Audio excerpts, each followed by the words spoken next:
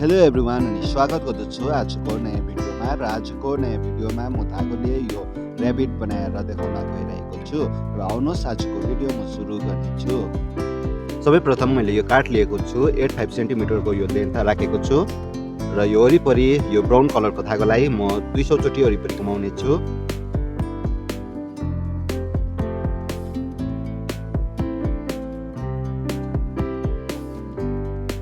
यो 200 चोटि वरिपरि घुमाइसकेपछि यो धागोलाई यो काठबाट निकाल्ने छु।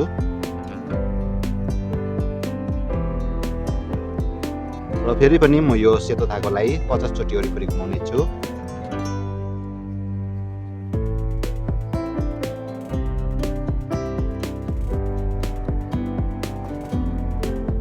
यो 50 चोटि वरिपरि घुमाइसकेपछि यसलाई पनि म निकाल्ने छु र यो दुईटालाई एकसाथमा बान्ने छु।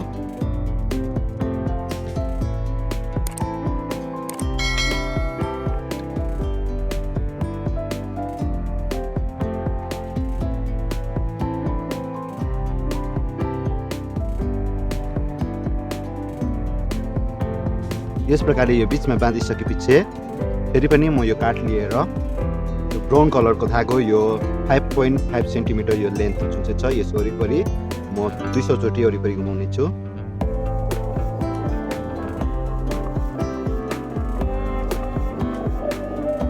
यो 200 चोटि वरिपरि घुमाइसकेपछि यसलाई पनि काठ बाहिर निकाल्ने छु र फेरि पनि यो काठ लिएर 5.5 सेन्टिमिटरको यो लेन्थको यो सेतो धागो वरिपरि 50 चोटि घुमाउने छु। यो 50 चोटि वरिपरि घुमाइसकेपछि यो काठ बाहिर निकाल्ने छु र यो दुईटालाई पनि एकसाथमा म बान्ने छु।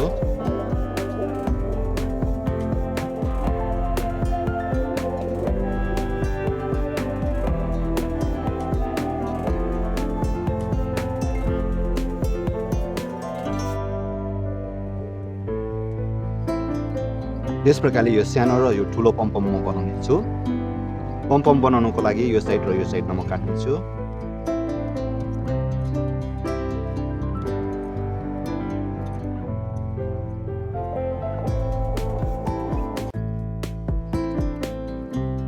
यो दुई साइडमा काटेपछि यस प्रकारले पक्रिने छु र यो साइडमा वरिपरि यो कैँचीले काट्दै जाने छु।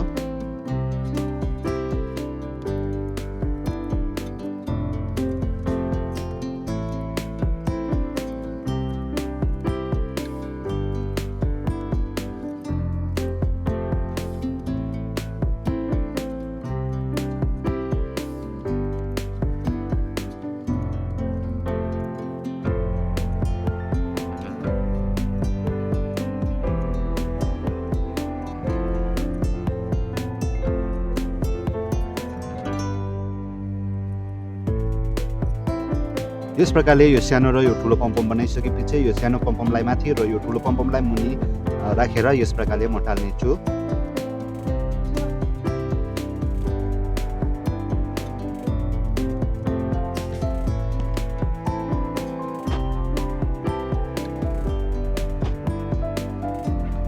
यस प्रकारले यो दुईटालाई टालिसकेपछि म यहाँ खुट्टा र पुच्छर बनाउने छु। खुट्टा र पुच्छर बनाउनको लागि यो सेतो धागो लिएर आफ्नो दुईटा औँलामा म 30 चोटि वरिपरि घुमाउने छु। यो 30 चोटि वरिपरि घुमाइसकेपछि यो धागोलाई बीचमा बान्ने छु।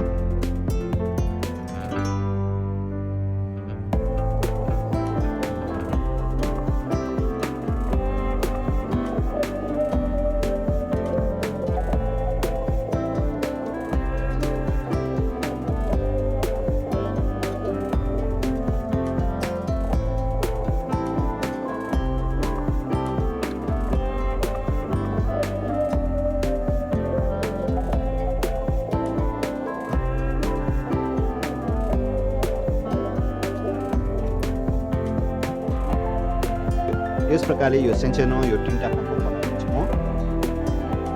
यो तीनटा पमपम बनाइसकेपछि दुईटा यहाँ टाल्ने छु खुट्टाको लागि र एउटा यो पुच्छरको लागि यो पछि टाल्ने छु।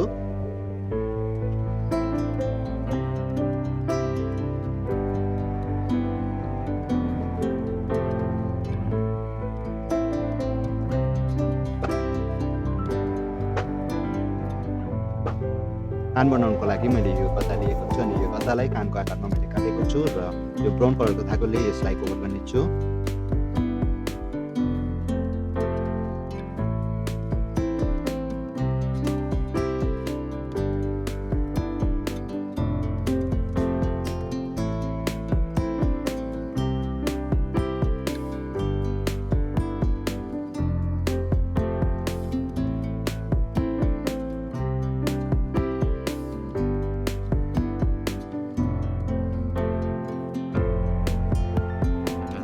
यस प्रकारले म यो सानो गद्दालाई पनि सेतो धागोले यो कभर गरेर म यहाँनिर टाल्नेछु।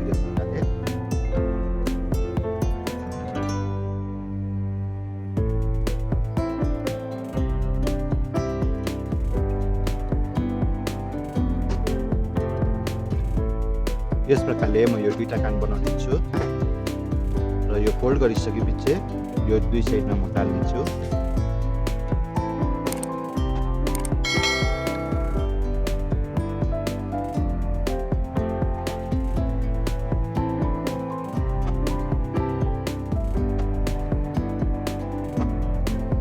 यस प्रकारले यो दुईटा कान टालिसकेपछि म आँखा र मुख बनाउने छु।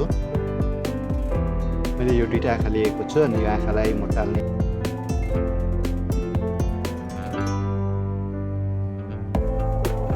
दुईटा आँखा टालिसकेपछि यो बिट्स टालेर म मुख बनाउने छु।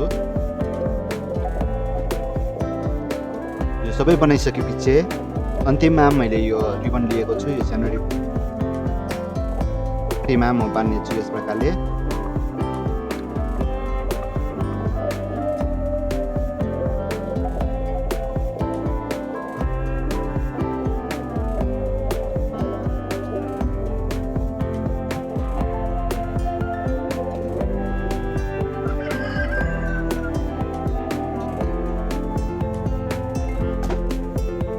यो रिबनलाई घाँटीमा बाँधिसकेपछि यो सजाउने कम्प्लिट भइसकेको छ र अर्को नयाँ भिडियो लिएर म चाँडै आउने छु।